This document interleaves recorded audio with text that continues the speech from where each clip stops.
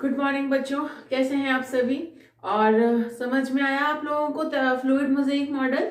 मैंने पिछले वीडियोस के अंदर आप लोगों को बहुत सारे मॉडल्स के बारे में बताया था, जैसे कि रॉबर्टसन मॉडल के बारे में बताया था, जैसे कि फ्लूइड मोज़ेइक की मॉडल के बारे में बताया था, जैसे कि मिशेल मॉडल के बारे में बताया था, और सबसे इंपॉर्टेंट सैंडविच मॉडल, यानी कि जिसको किसने दिया था, डेनियल और डेविसन ने दिया था। तो हमने इन सारे मॉडल्स के बारे में बातें की थी। तो बच्चों, अब सबसे इंपॉर्टेंट चीज यहाँ पे क्या आती है, समझना इस चीज को। अब आती है बात, जब भी आपसे ये क्वेश्चन पूछा जाता है कि भाई प्लाज्मा मेम्ब्रेन के बारे में बताइए, तो मॉडल्स के ऊपर अलग से क्वेश्चन आता है। तो आप उसमें, अब जब भी आपसे अगर नॉर्मल से क्वेश्चन पूछा जाए कि भाई प्लाज्मा मेम्ब्रेन के बारे में बताइए, तो आपको सिंपल प्लाज्मा मेम्ब्रेन की स्ट्रक्चर बना देनी है, किस तरह से वो होती है, उसका कंपोजिशन बताना है, किस तरह से वहां पे प्रेजेंट होती हैं चीजें, उसके बारे में बताना है। प्लस आपको लास्ट में आपको बताना है उसका केमिकल कंपोजिशन क्या होता है, या फिर जो आपकी प्लाज्मा मेम्ब्रेन जो होती है उसका बेसिक नेचर क्या होता है, उसमें कौन कौन सी चीजें प्रेजेंट हैं, और उसका बेसिक नेचर क्या चीज, मतलब नेचर मतलब कि है किसके लिए, उसके जो लाक्षणिक गुण हैं उनके बारे में आप लोगों को बताना होता है। चलिए, तो आज हम लोग डिस्कशन करते हैं कि इसके केमिकल नेचर क्या है, यानी कि chemical composition of plasma membrane.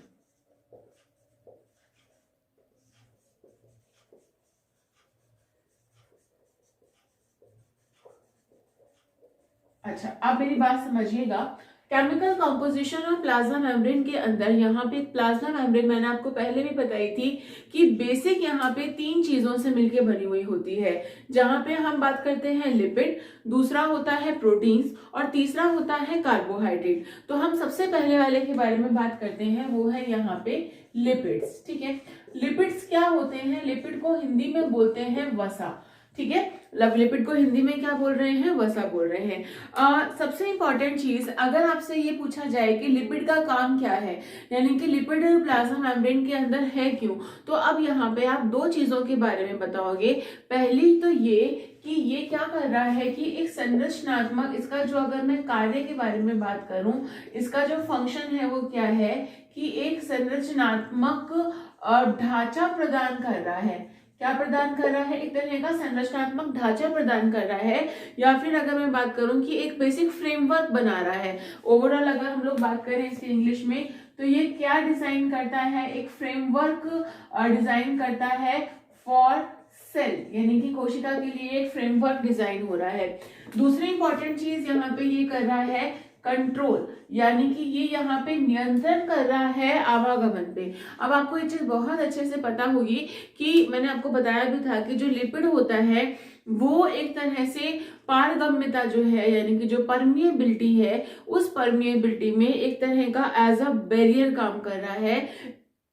एक तरह का अगर बात करें तो अवरोधक की तरह से यहाँ पे काम कर रहा है।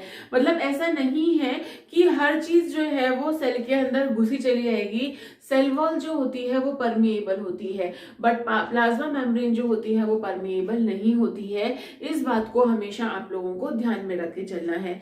दूसरी इंपॉर्टेंट चीज, यहाँ पे जो आपके लिपिड्स होते हैं, लिपिड के बारे में आप जब भी यहाँ पे बात करोगे तो हम ये कहेंगे कि इसके दो पार्ट्स होते हैं। कितने पार्ट्स होते हैं, टू पार्ट्स होते हैं यहाँ पे। जहां पे हम एक के बारे में बात करें, एक जो होगा वो कौन सा होगा, हाइड्रोफिलिक, और दूसरा पार्ट जो होता है इसको हम बोलते हैं हाइड्रोफोबिक। ठीक है, हाइड्रोफिलिक का मतलब क्या होता है, हम लोग बात करते हैं हाइड्रोफिलिक, जिसको हम बोलते हैं जल स्नेही। ठीक है, और ये जो होगा वो क्या होगा, जल प्रतिकर्षी। क्लियर, तो यहाँ पे ये दो चीजें हैं, जल स्नेही और जल प्रतिकर्षी।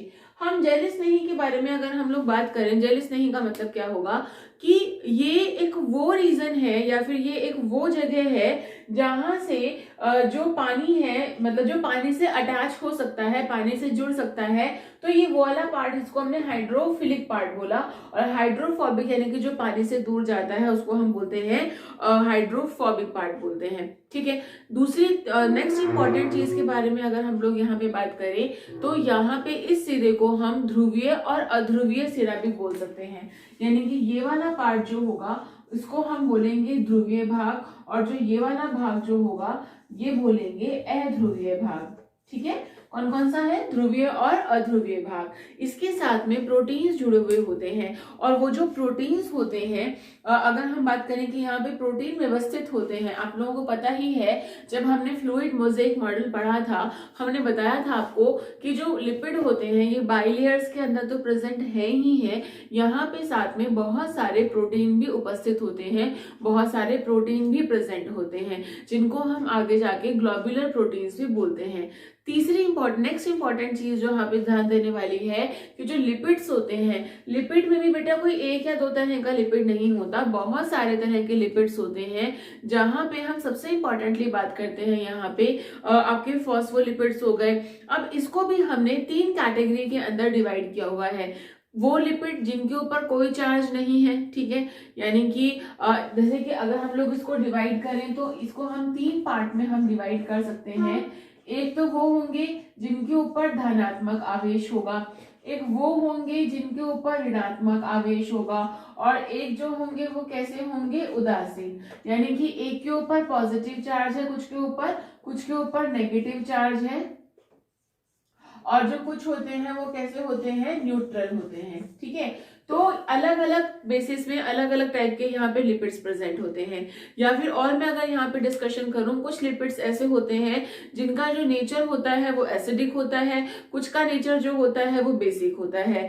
तो that all depend on the कि वहां पे साथ में कौन सा ग्रुप जो है वो साथ में जुड़ा हुआ है। आप लोगों ने ये चीज पढ़ी भी होगी केमिस्ट्री के अंदर कि अगर कोई भी एक ग्रुप अगर जुड़ जाता है तो उसके जो करेक्टर है वो आगे आने वाले जो ग्रुप जो अपना प्रॉपर जो एक मेन जो कंपाउंड है, उस कंपाउंड में अगर कोई नया एक फंक्शनल ग्रुप आके उसमें अटैच हो जाता है तो उसमें उसी के लक्षण जो है वो आने शुरू हो जाते हैं। तो ये हम यहाँ पे यूजुअली बात करते हैं। सो ओवरऑल आप लिपिड के बारे में क्या बताओगे कि लिपिड का काम क्या होता है? कि वो एक संरचनात्मक ढांचा प्रदान कर रहे हैं। दूसरी बात आप ये बताओगे कि वो कंट्रोल कर रहे हैं। तीसरी बात आप ये बताओगे कि अलग अलग टाइप के हो सकते हैं, दैट आर में भी पॉजिटिव नेचर, पॉजिटिव चार्ज होता है, कुछ के ऊपर नेगेटिव चार्ज होता है, और कुछ जो होते हैं वो न्यूट्रल होते हैं। या फिर आप ये बता सकते हो कि ये अम्लीय, क्षारीय, या फिर ये मतलब बिल्कुल में कोई भी पीएच जो होता है वो उनका न्यूट्रल भी हो सकता है। नेक्स्ट आप बात बताओगे यहाँ पे कि जो लिपिड की स्ट्रक्चर के बारे में हम बात करें, इसको हमने 2 पार्ट में डिवाइड किया हुआ है, जल स्नेही और जल प्रतिकर्षी। एक रीजन जो है उसको हम बोलते हैं हाइड्रोफिलिक, और दूसरा जो होता है उसको हम बोलते हैं हाइड्रोफोबिक। यानी कि जल से जो साथ में जिससे डर नहीं लगता, यानी कि जो जल को स्नेह करता है वो जल स्नेही, यानी कि वाटर उसके साथ में अटैच हो सकता है, और जो जल से दूर जाता है उसको हमने क्या बोला? हाइड्रोफोबिक, यानी कि जल प्रतिकर्षी बोला। ये वाला रीजन ध्रुवीय और ये वाला रीजन क्या होता है? अध्रुवीय। अब यहाँ पे अलग अलग किताबों में बहुत सारे तरह के एग्जाम्पल्स दे रखे हैं, जैसे कि अगर मैं ये बोलूं कि कौन कौन से एग्जाम्पल्स है, जैसे कि आपका इथेनॉल फॉस्फोलिपिड्स हो गए, इथेनॉल अमीन्स हो गए, तो ये दुनिया भर के एग्जाम्पल्स दे रखे हैं। तो उसमें से कुछ एग्जाम्पल्स आप लोगों को याद करने होंगे कि उनकी लोकेशंस के बेसिस के ऊपर। क्लियर? ये चीज लिपिड समझ में आ गया? इसका स्क्रीनशॉट ले लो, फिर हम प्रोटीन के बारे में बात करते हैं।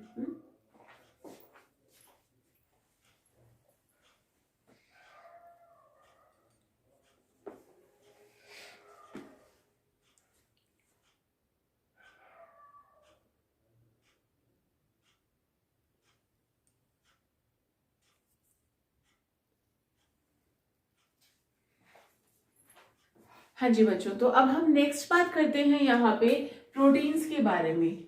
ठीक है, कि यहाँ पे जो दूसरी चीज मैंने कहा था केमिकल कंपोजिशन के अंदर, वो दूसरी चीज क्या है? यहाँ पे प्रोटीन है। प्रोटीन को हम लोग 2 भागों में डिवाइड करते हैं। एक तो होते हैं आपके पहले हम बात करते हैं एक्सट्रिंसिक।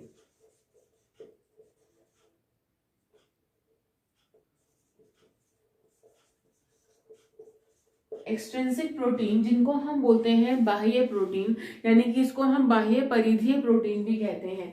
ठीक है, तो इसका नाम हम लोगों ने क्या नाम दिया, बाह्य परिधीय प्रोटीन। ठीक है, अब पहले इनके बारे में हम लोग बात कर लेते हैं। जो आपके ओवरऑल हम लोग बात करें यहाँ पे जो एक्सट्रिंसिक प्रोटीन्स होते हैं, यानी कि बाह्य परिधीय प्रोटीन होते हैं, ये कहाँ की ओर होते हैं, ये ऊपर परिधि की ओर होते हैं। ठीक है, ऊपर की ओर होते हैं, जो एक मतलब ये किस तरह से बिहेव करते हैं, एक तरह के चैनल की तरह से बिहेव करते हैं। दूसरे जो होते हैं उनको हम बोलते हैं इंट्रिंसिक प्रोटीन। अब ये इंट्रिंसिक प्रोटीन क्या होते हैं, जिनको हम क्या बोलते हैं, आंतरिक प्रोटीन।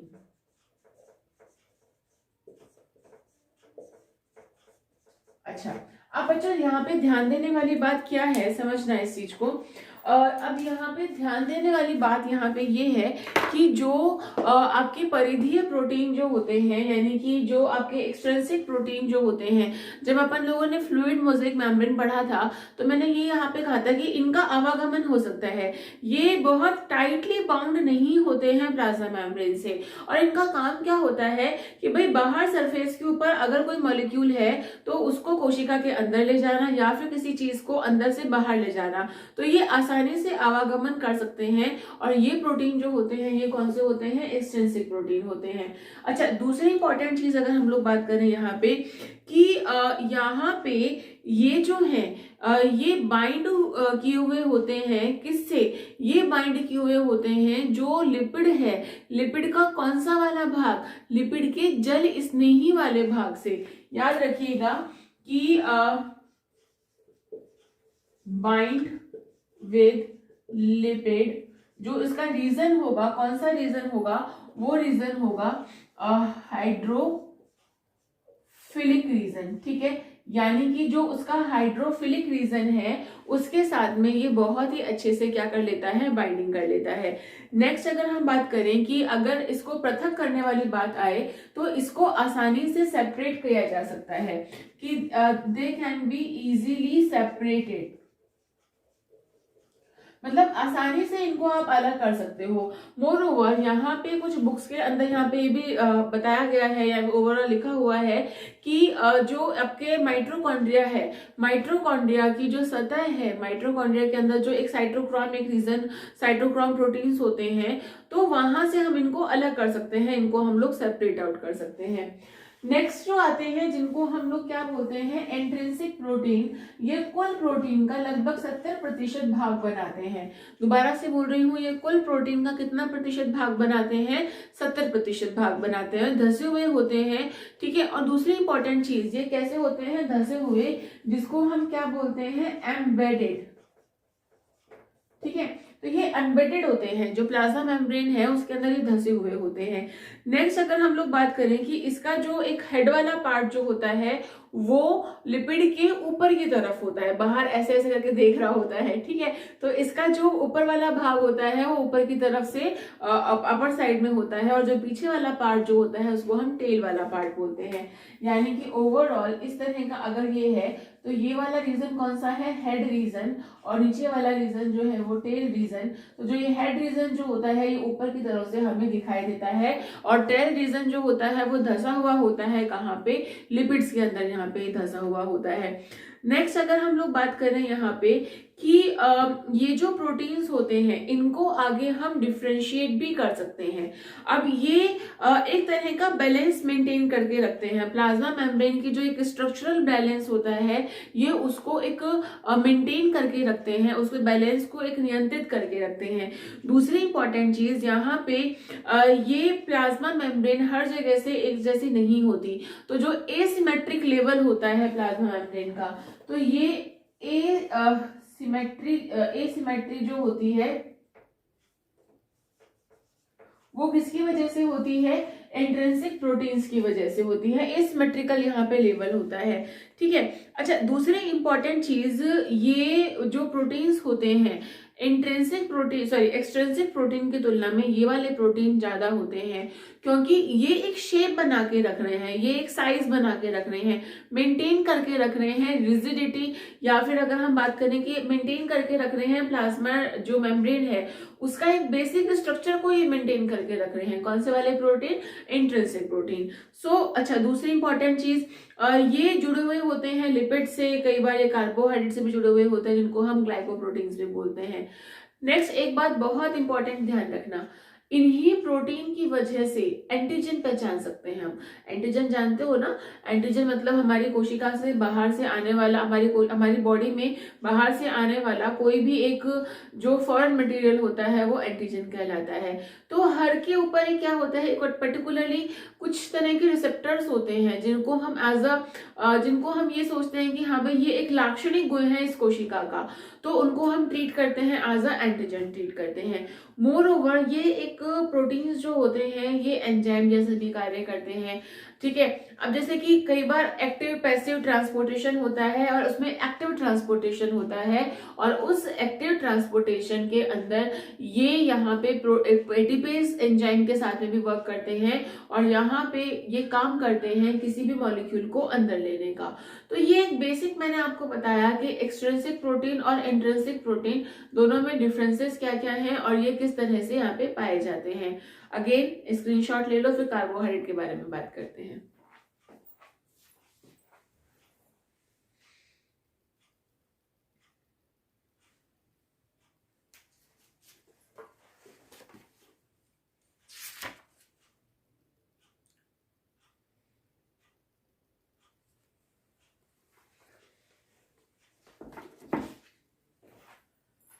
फिफ्थ क्लास, अब यहाँ पे हम अगर कार्बोहाइड्रेट के बारे में बात करें ओवरऑल, तो इसमें बस मैं दो ही चीजें कहूंगी यहाँ पे कि कार्बोहाइड्रेट जो होते हैं ये सतह पर उपस्थित होते हैं, यानी कि सरफेस पे होते हैं। यहाँ पे क्या क्या हो सकता है, हेक्सोज हो सकता है। क्या हो सकता है? हेक्सोज हो सकता है। अगर कोई प्रोटीन जो है वो इससे मिलेगा, ग्लूकोज से मिलेगा तो उसको हम ग्लाइकोप्रोटीन बोलेंगे, और अगर कोई लिपिड इससे मिलेगा तो उसको हम ग्लाइकोलिपिड्स बोलेंगे। ये हमेशा सरफेस पे प्रेजेंट होते हैं, ठीक है, और ये एक तरह से रिसेप्टर की तरह से काम करते हैं। आगे मैंने आप लोगों को यहाँ बताया है कि इनके केमिकल नेचर क्या क्या होता है। अच्छा, अब यहाँ पे आपको याद करने वाली बात क्या है कि इनकी केमिकल स्ट्रक्चर कैसी होती है, क्या काम करते हैं, क्या इनका नेचर है, कौन कौन से होते हैं और किसके साथ में क्या जुड़ता है तो वो क्या कहलाता है। तो ये आप लोगों को कुछ बातें इसमें आपको ध्यान रखनी है जब भी आपसे केमिकल कंपोजिशन पूछी जाए। मैं दोबारा बोल रही हूँ, एक बहुत लंबी लिस्ट है कौन कौन से यहाँ पे लिपिड्स पाए जाते हैं। तो आप कम से कम 5 से 6 जो लिपिड्स हैं जो कि आपके सेल मेम्ब्रेन के अंदर पाए जाते हैं, उन लिपिड्स को आप लोग याद कर लीजिएगा, ठीक है। और कोई प्रॉब्लम आए तो प्लीज एक बार कमेंट जरूर करिएगा। Thank you so much for watching. Next video के अंदर हम लोग डिस्कशन करेंगे कि प्लाज्मा मेम्ब्रेन के वर्क क्या है और प्लाज्मा मेम्ब्रेन का कैरेक्टर कौन सा है, और फिनिश करते हैं प्लाज्मा मेम्ब्रेन को और एक नया नेक्स्ट सेल ऑर्गेनेल को उठाएंगे, ठीक है। तब तक के लिए keep smiling. Thank you so much for watching.